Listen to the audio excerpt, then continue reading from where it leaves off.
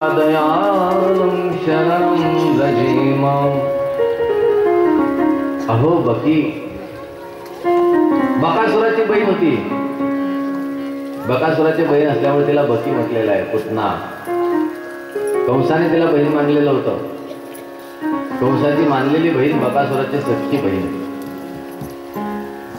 पुतना निघाली कृष्णाला मारण्यासाठी। मग काय सुंदर स्वरूप धारण केलं पुतण्यानं। शिशुंश्च चारणी घंती पुरग्राम व्रजादिषु। अनेक लहान लहान मुलांचा शोध घेत घेत निघाली पूरग्राम व्रजादिषु। अनेक शहरांनी नगरांनी खेडेगावांनी कुठं कुठं जेवढी मुलं जन्माला आलेली होती त्यांना काय करायचं, दुग्धपान करायचं। दुग्धपान कुठलं, विषपान करवायचं आणि मारून टाकायचं विषपान करून। वल्गस्मितापांग विसर्ग वीक्षितैर मनोहरन्तीं वनितां व्रजोकसाम्।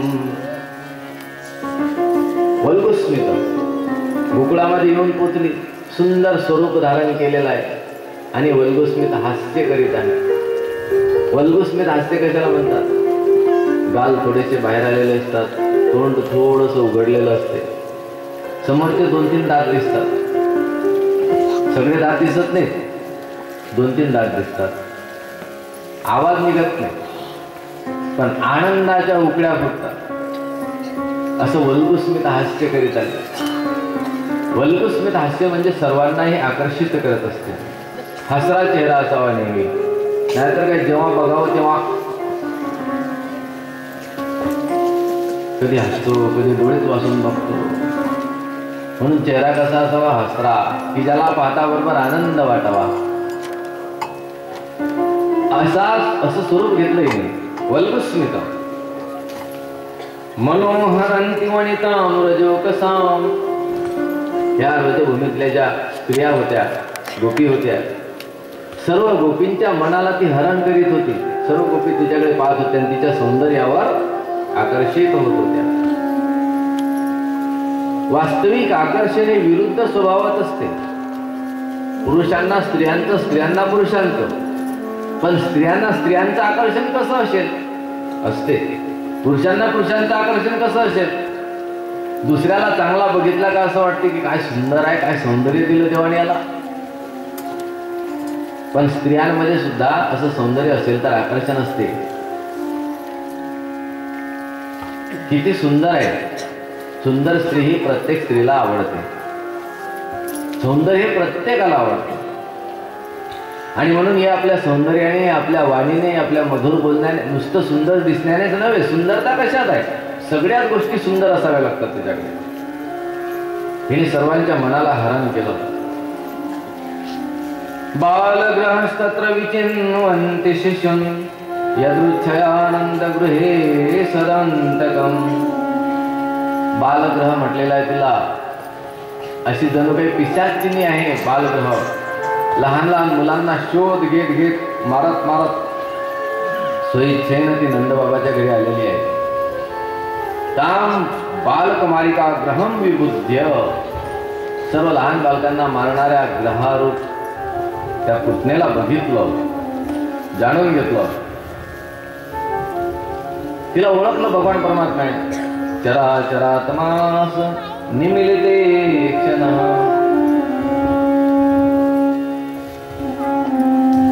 जेव्हा ते आले, भगवान परमात्म्याने डोळे बंद केलेले आहेत की जेव्हा तिने भगवंताला जवळ घेतलं। तशी लंबी कथा आहे। यशोदेनं स्वागत केलं तिचं। तू कोण आहे? मग तिने सांगितलं, अगं तुला माहिती नाही, मी तुझी बहीण आहे। बहीण कधी तर बघितली नाही, आजपर्यंत कधी आली नाही, तुला काय सांगायचं, सावत्र बहीण आहे तुझी। सगळ्या गोष्टी तिने पटवून दिलेल्या। मग कृष्ण कुठे आहे? ते म्हटले ठीक आहे, आता बहीणच आहे म्हटल्यावर बघ जरा इकडे।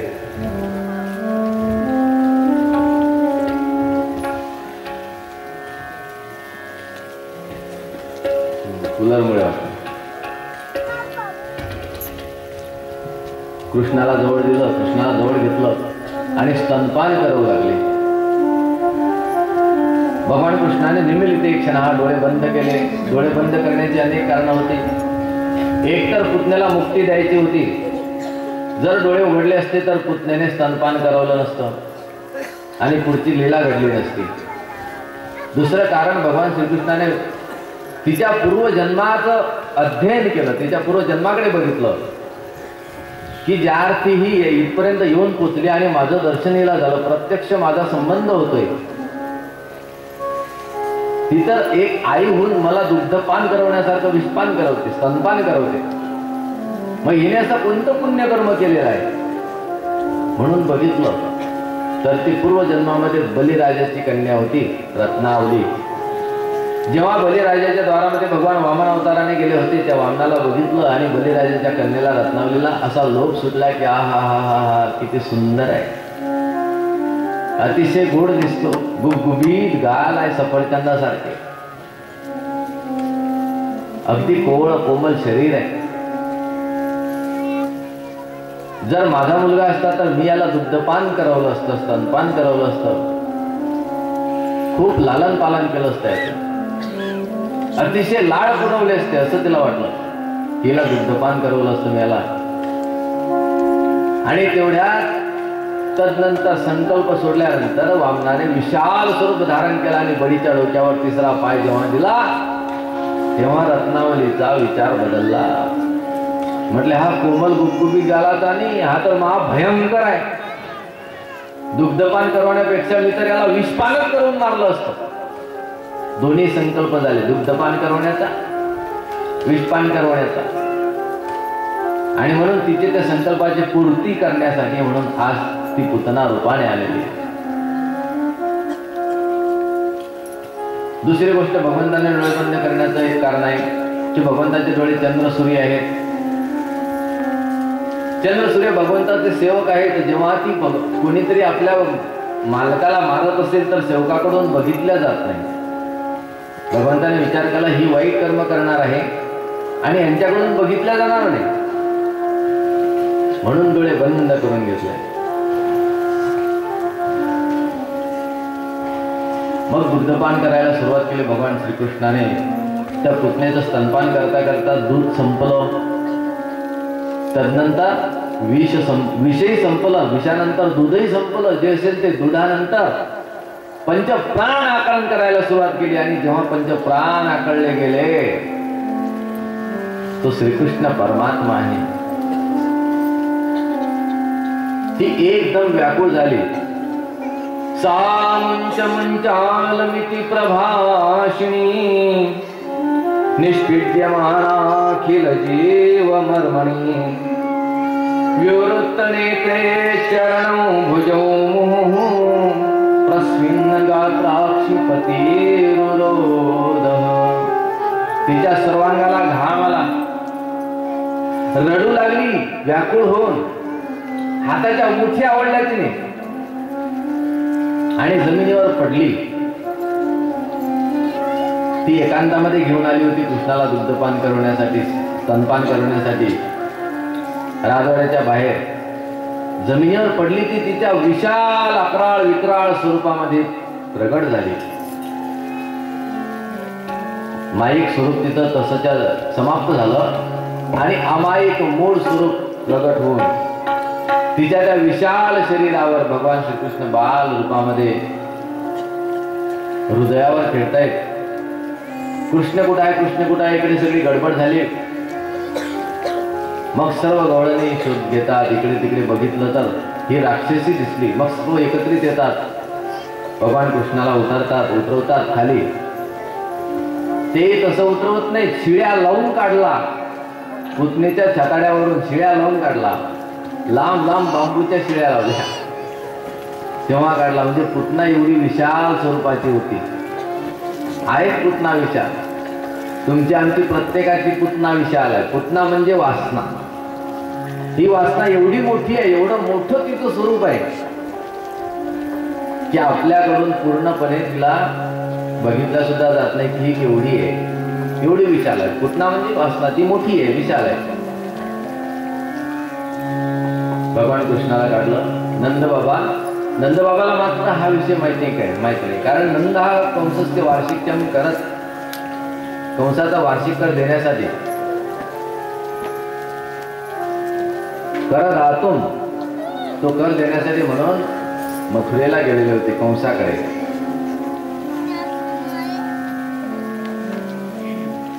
इकडे सर्व गोपाळ एकत्रित झालेले आहेत. पुतणीचा दहनविधी करायचा, पण नंदबाबा आल्याशिवाय नाही करता येत. नंदबाबाला येऊ द्या, वाट पाहू लागले. मग नंदबाबा येतात आणि नंदबाबा आल्याच्या नंतर मग पुतणीच्या शरीराचे तुकडे तुकडे करून नंतर दहन देतात. तर जेव्हा पुतना जळायला लागली तेव्हा मथुरेमध्ये कंसाच्या नाकात चंदनाचा वास गेला. तिच्या शरीराच्या जळण्यानंतर चंदनाचा सुगंध आला. ज्या शरीराला परमात्म्याचा स्पर्श झाला होता, का नाही येणार?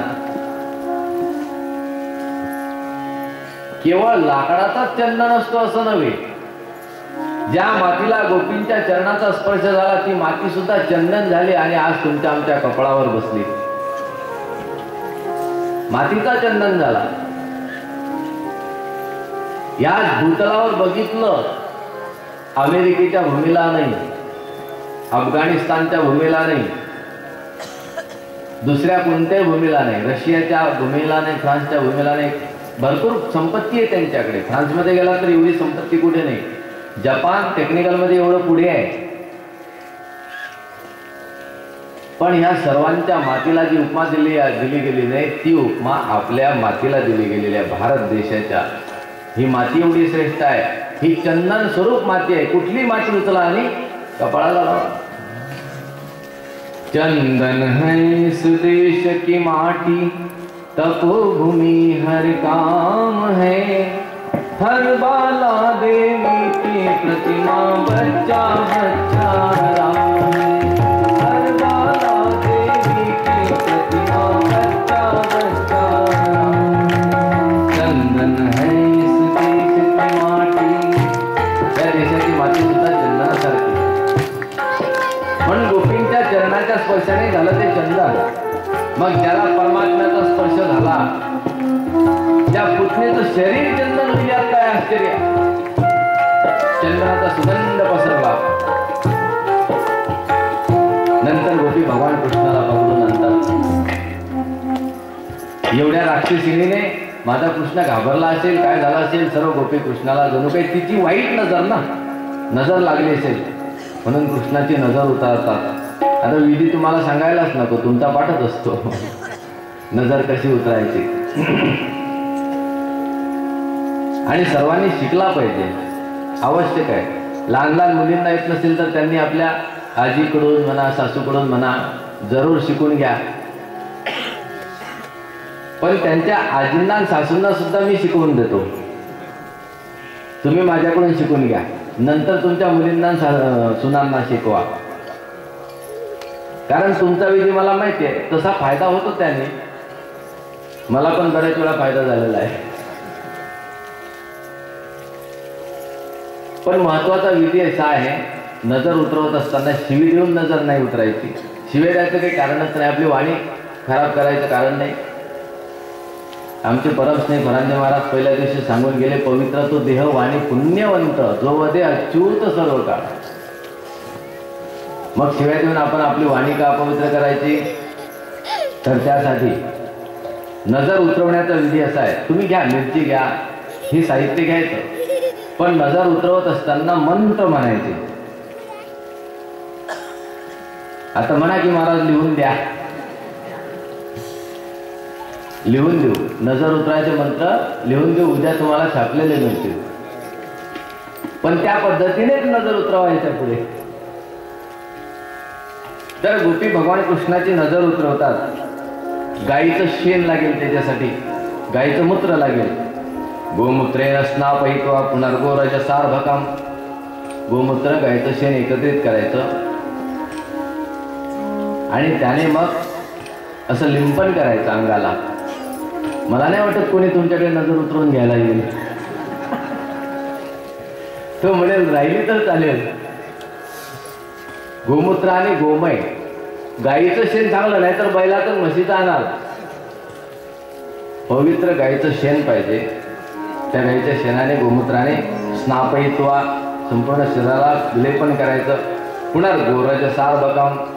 त्याच्यानंतर गोराज गाईच्या चरणाचा स्पर्श ज्या मातीला झाला, जिथं आपला गोठा असेल त्या गोठ्यामधली कोणतीही माती घ्या, कारण प्रत्येक मातीला गाईच्या चरणाचा स्पर्श असतो.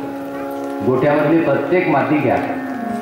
ज्यांचे गोठे गावात आहेत त्यांनी सांभाळून ठेवा. लोक खोदून खोदून नेतील,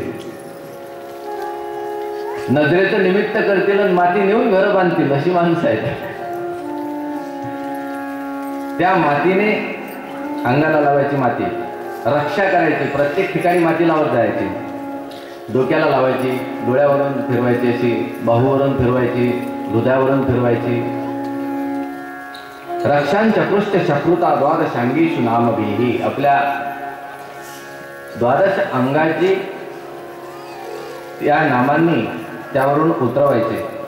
अव्यादजोंग्रिमणि मंस्तवजान्वथोरु यज्ञोच्युतः कटितटां जठरं हयास्य हृत्केशवस्त्वधोरैशैनस्तु कण्ठं विष्णुर्भुजं मुखमुरुक्रम ईश्वरक्कं क्रीडन्तं पातु गोविन्द शयानं पातु माधव व्रजन्तं वैकुण्ठवासिनं त्वां श्रियपति भुञ्जानं यज्ञभुक् पातु सर्वग्रहभयङ्करः. प्रत्येक ठिकाणी नाव घेतलं जात असते. असे मंत्र बोलत बोलत डोक्यावरून उतरवायचं, भावावरून उतरवायचं, हृदयावरून, पायावरून, हातावरून. संपूर्ण नजर तुमची निघून जाईल. नजरच काय, इतर रोग सुद्धा निघून जातील. बालकृष्ण भगवान. नजरेच्या बरोबर इतर सर्वच रोग सुद्धा समाप्त होतील. आणि नजर उतरली की नाही हे सुद्धा बघायला पाहिजे ना. एखाद्या वेळी आपण हिशोब करतो, पण हिशोब बरोबर आहे का चुकीचा आहे याच्यासाठी काय करतो, मग नंतर पडताळा करून पाहत असतो. जसं नजर उतरली की नाही एवढे मंत्र बोलले तर पडताळा बघायला पाहिजे. मी एकदा एका ठिकाणी गेलो होतो. आमच्या जवळचे नातेवाईक होते. पिशाच बाधा झालेली होती. मग म्हटलं आता यांना काय करावं. मी दुसऱ्या रूम मध्ये गेलो. एका ग्लासमध्ये पाणी घेतलं, हनुमान चालीसाचं पाणी तयार केलं. जय जय जय हनुमान गोसाई कृपा करून गुरुदेव गणाई जो सत बार बाड़ करके छोटे बने मासो गई. हवा फुकत जा. रामकृष्ण हरीने करा, पण हवा फुकत जा. एवढं महत्व आहे त्याला. म्हणण्याला जे महत्व आहे त्याबरोबर त्या हवेला महत्व आहे. मंत्र म्हणायचा आणि हवा फुकायची पाण्यामध्ये. एखाद्या वेळी तुम्ही पण करून बघा, 100% फायदा होईल. पण दररोज करत असाल त्यानेच करा. नाही तर आयुष्यात रामराम म्हटलं नाही तो म्हणतो राम राम. त्याचा काय फायदा होणार आहे. त्यासाठी आपण दररोज जे करतो, जी आपली साधना आहे, जर तुम्ही दररोज गीता पारायण करत असेल तर तुमच्या गीतेच्या श्लोकामधून सुद्धा त्यामध्ये शक्ती निर्माण होत असते. दररोज एखादा मंत्र जप करत असाल तर त्या मंत्राची शक्ती त्यामध्ये निर्माण होत असते. कारण मी हे अनुभवलं म्हणून सांगतो. मग हनुमान चालीसा म्हणून त्या पाण्यामध्ये फुका मारत गेलो. म्हटलं चला ही त्या पाणी. मनात म्हटलं बघू तर काय होते. वास्तविक पाहता व्यग्र चित्तो हतो जपहा आणि त्याप्रमाणे संदिग्धोही हतो मंत्र. चित्त दुसरीकडे असताना जप व्यर्थ आहे आणि संशय असताना मंत्र व्यर्थ आहे. माझ्या मनात थोडा थोडा संशय होता, पूर्ण नव्हता, थोडा थोडा होता, पण तरीही त्याचा फायदा झाला. जेव्हा पाणी गेलं तेव्हा ज्याला बाधा झाली होती त्याने पाणी पिलं नाही. तर म्हटले हे भारलेलं पाणी आहे, मी पिणार नाही. अरे म्हटलं आपल्या हनुमान चालीसेत फायदा आहे, ताकद आहे, शक्ती आहे आपल्या साधनेत आहे. म्हणून पडताळा बघायचा. नजर उतरली की नाही उतरली तर त्या लहान बालकाला मग काय करायचं. जर कोणी जेवण केलं मोठ्या माणसाने तर समजा उतरली, कारण खात नव्हता तो खायला लागला म्हणून नजर उतरली. गुराढोरांना सुद्धा आपण कधी चारा टाकला त्याने चारा खाल्ला आपण म्हणतो सुधारला. भगवान कृष्णाला यशोदेने जवळ घेतलं, स्तनपान करवलं आणि भगवान कृष्णानं दूध प्यायला सुरुवात केली. यशोदा म्हटली काय नाही, चांगलं झालं काय होतं त्याला. तो फक्त एवढीच वाट बघत होता की आता उतारा केव्हा मिळेल, म्हणून ते दुग्धपान करावलं. अतिशय आनंद झाला सर्व गोपींना की त्याला आमच्या कृष्णाला काही झालं नाही. भगवंताचे आभार मानले की प्रभू तुझीच कृपा आहे. आणि नंतर करवट बदलण्याचा एक उत्सव येत असतो गोकुळामध्ये. सर्व गोपी एकत्रित आलेले आहेत. उत्सव स्त्रियांचा आहे, करवट बदलण्याचा. सर्व गोपी एकत्रित येऊन उत्सव करतात. पण भगवान कृष्ण मात्र सारखे रडायला लागले. यशोदा म्हटली आता उत्सव आपल्याला करायचा आहे, पण हा मुलगा काही आपल्याला उत्सव करू देणार नाही. कृष्ण उत्सव नाही करू देणार. मग जोपर्यंत आपली बाकीची कामं होतात तोपर्यंत ह्याला झोपवलं पाहिजे. बघा, ज्याचा उत्सव आहे त्याला झोपवायच्या मागे लागलेत. मग सर्व गवळणी प्रयत्न करतात, त्याच्यासाठी लोरी गातात. कृष्णाला पाळण्यामध्ये टाकला मस्तपैकी. छगन मगन छगन मगन मेरे लाल को आजार निंदिया तुआ. छगन मगन मेरे लाल को आजार निंदिया तुआ. भगवान कृष्णाला पाळणा हलवतात. यशोदा मैया रेशमची दोरी आहे पाळण्याला, चांदीचा पाळणा आहे.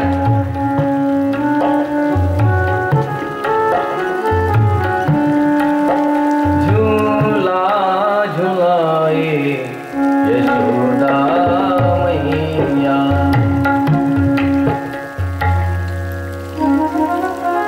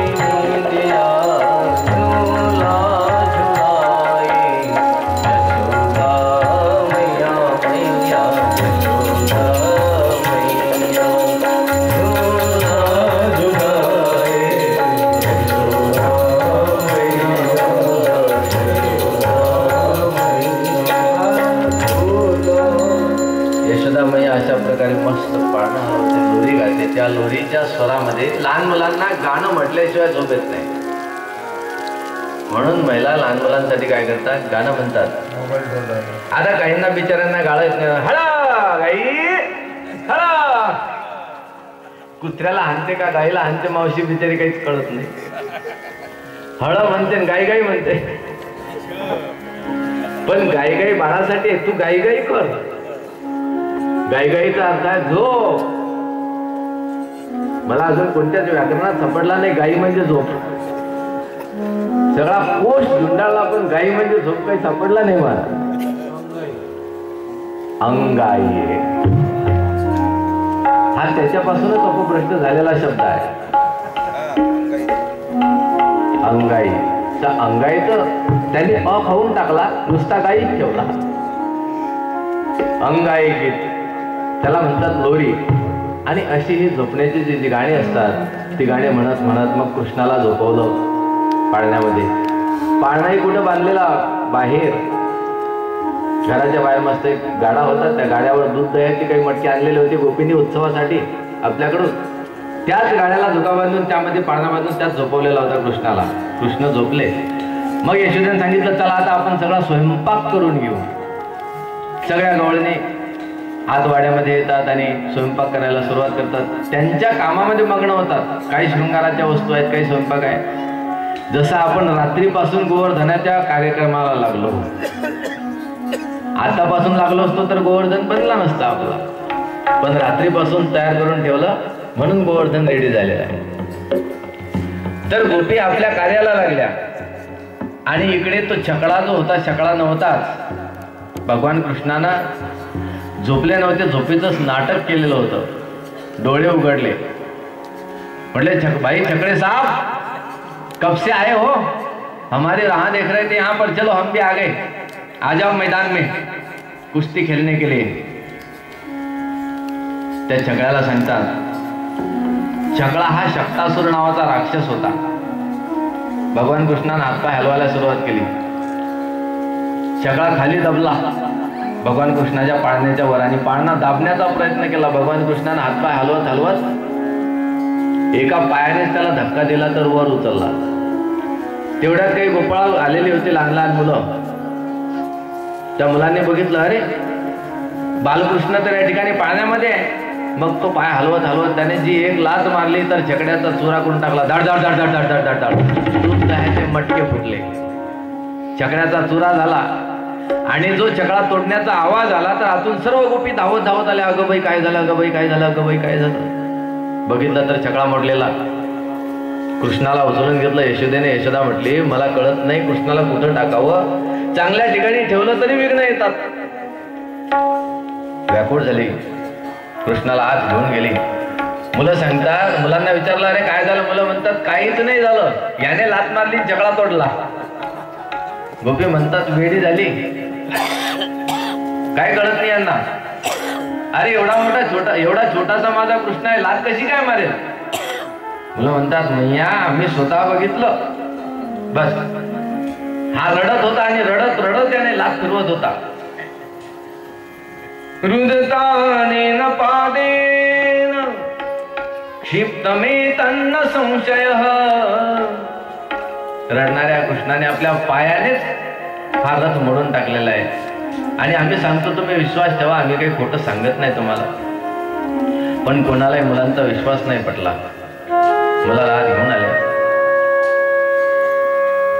बरेच दिवस गेले. गर्गाचार्य महाराज एक दिवस गोकुळात आले. मग नंद बाबाने गर्गाचार्य महाराजांना प्रार्थना केली की महाराज तुम्ही आलेले आहात,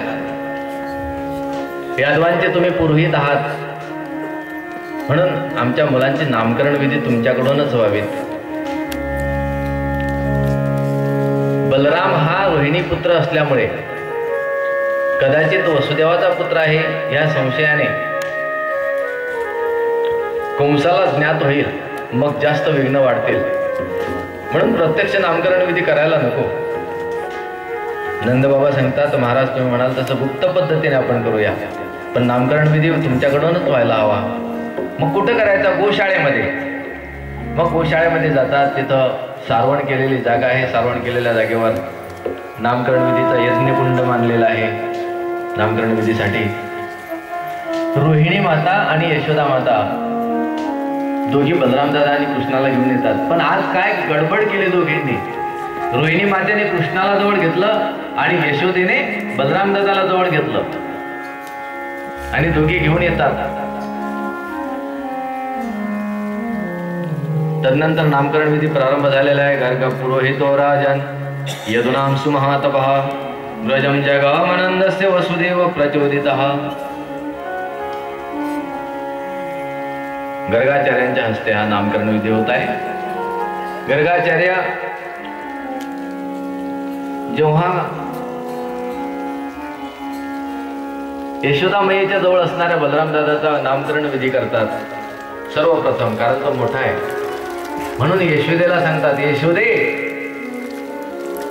अयम हि रोहिणी पुत्रो रमयन सुहृदयी गुणैः. हा रोहिणी पुत्र.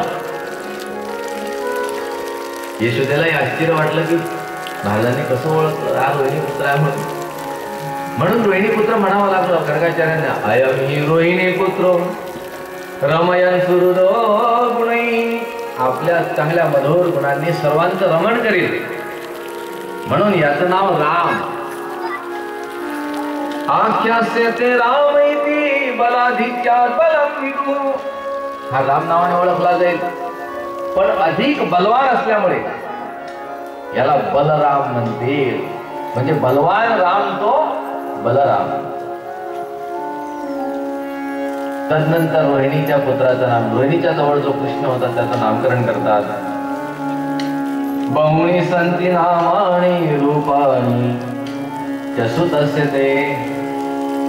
ह्या यशोदे तुझ्या पुत्राचे अनेक नाव आणि अनेक गुण आहेत, अनेक रूप आहेत. त्याच्यासाठी वर्णनच आहे. अनंत रूपे अनंत वेशे देखले मिळते असे बाप रखमा देवर खूण बाणाली काही. गुण कर्माण रूपाणी तानी अहम न वेद जनहा न वेद. त्याचे गुण कर्म रूप अनंत आहेत, नाम अनंत आहेत. हरि तारो नामचे हजार को नाम लखू कंकोतरी. प्रभु तारो नामचे हजार को नाम लखू कंकोतरी. हजारो नाव आहेत त्याचे. तानी अहम न वेद, त्यांना मी जाणत नाही. जनहा न वेद, दुसरी माणसं सुद्धा कोणी जाणत नाही. पुन्हा अर्थ बदल. ह्या श्लोकामध्ये आणखी दुसरा एक अर्थ तयार होत असतो. गुणकर्माणु रूपाणी बहुनी नामानी संती तानी अहम वेद जनहा न वेद. म्हणजे याची अनंत रूप आहे, अनंत नाव आहे. ती सर्व मी एक जाणतो, पण माणसं अज्ञानी माणसं कोणी जाणत नाही.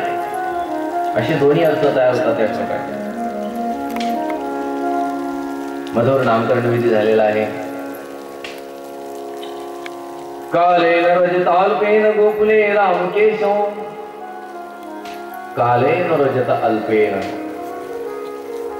छोट्याशा काळाच्या गमनाने छोटा काळ निघून गेला काहीसा.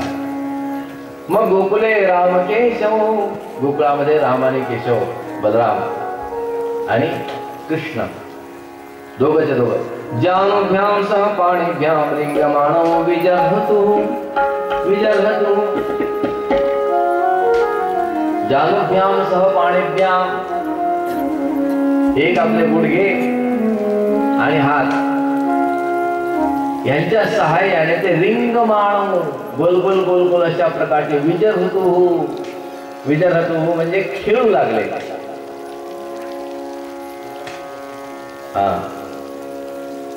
लहान मुलांचा पहिला खेळ जर कोणता असेल तर तो घुटण्यात आपल्या गुडघ्याने चालतो आणि गोल गोल गोल गोल फिरतो.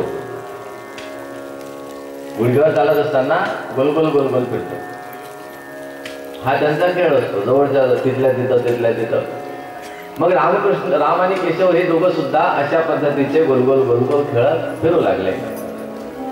सर्वात पहिले. तदनंतर पुढे भगवान आई त्याला शिकवू लागली बोलायला. आईला असं वाटते माझा मुलगा कधी बोलतो, कधी प्रवचन करतो, कधी कीर्तन करतो. तिला तर असं वाटते आज पाण्यात आणून टाकला ना, पुढच्या वर्षी यातच भागवत. नाहीतरी आजकाल लहान लहानच भागवतकार जास्त झाले. मग आमचा का होऊ नये, त्यातच भागवत. लवकरात लवकर बोलावा. म्हणून आई सारखी त्याला बोलणं शिकवत राहत असते. बापाला जास्त वेळ मिळत नाही, कधीतरी बाप त्याच्या जवळ येतो. एवढंच कसा म्हणतो, बाप्पा बाप्पा बाप्पा बाप्पा. आई त्याला सारखं शिकवते, म्हण आई आई आई, बाबा बाबा.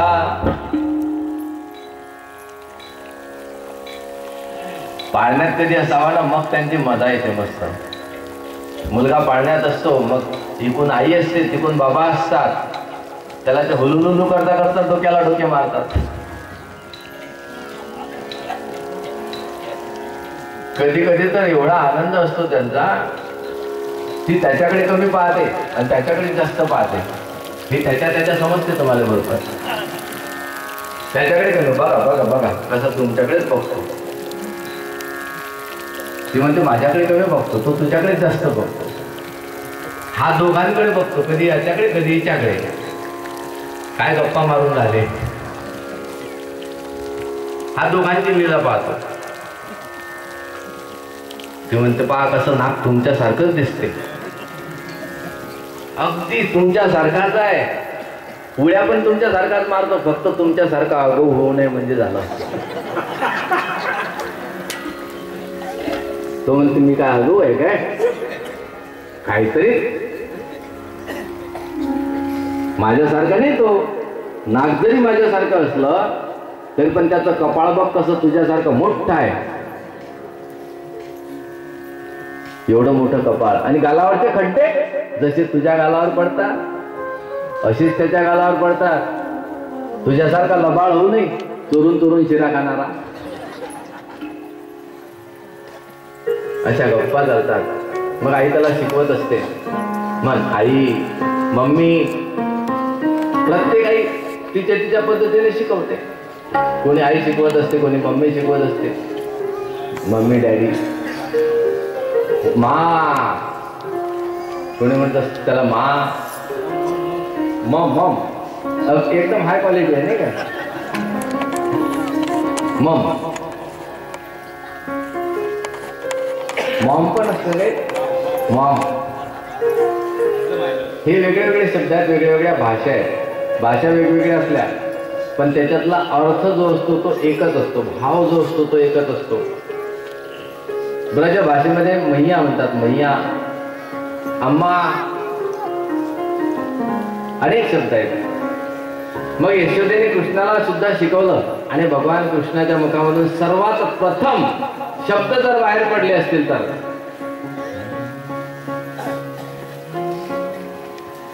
मैया मैया कहने लगे मोहन, मैया मैया कहने लगे मोहन, मैया मैया कहने लगे मोहन, मैया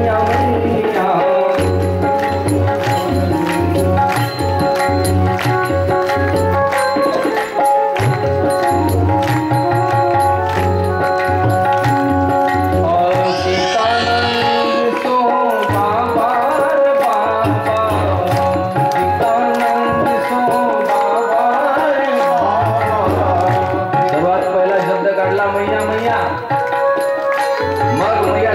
आता मैया मैया बस, आता पप्पा पप्पा कर, बाबा बाबा. सीतानंद सो बाबा रे बाबा, सीतानंद जय हो. सीतानंद सो बाबा रे बाबा, सीतानंद सो बाबा रे बाबा. और हर घर सो भैया भैया भैया.